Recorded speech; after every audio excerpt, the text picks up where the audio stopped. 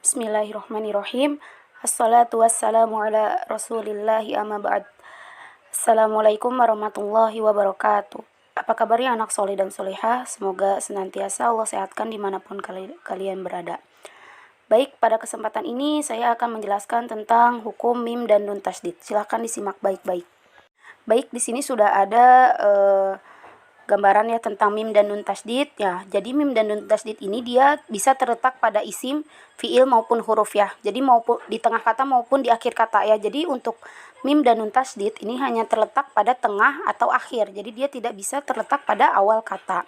Nah, kemudian cara membacanya yaitu dengan guna dua harokat ya, baik ketika wasol maupun wakof. Dan tanda pada mushaf itu tanda tasdid karena kan dia emang hukum mim dan nun tasdid, maka tandanya yaitu tasdid.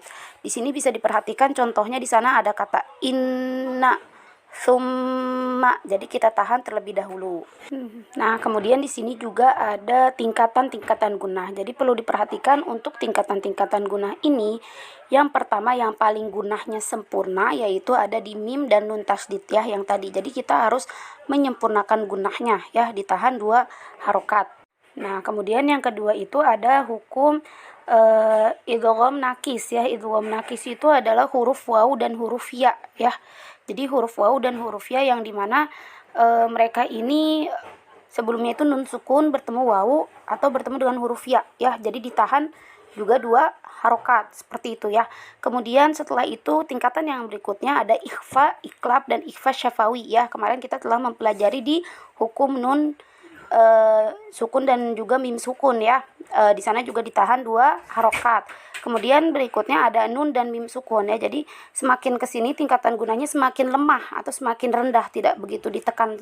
Tapi untuk kayak idgham nakis dan kemudian ikhfa, iklab, ikhfa syafawi itu tetap ditekan dua harokat atau disertai dengan gunnah.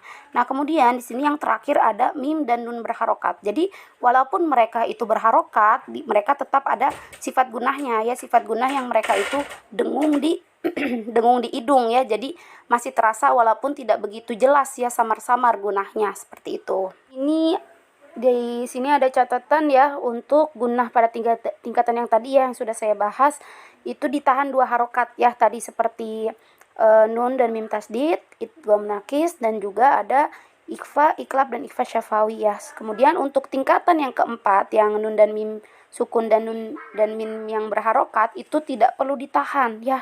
Jadi sifat gunahnya itu hanya asli dari hurufnya ya, karena memang huruf nun dan mim itu memiliki sifat gunah. Jadi walaupun tidak ada tasdidnya, tidak bertemu dengan huruf yang lain, ketika kita baca dalam harokat fathah atau sukun dia tetap ada sifat tasdidnya seperti itu.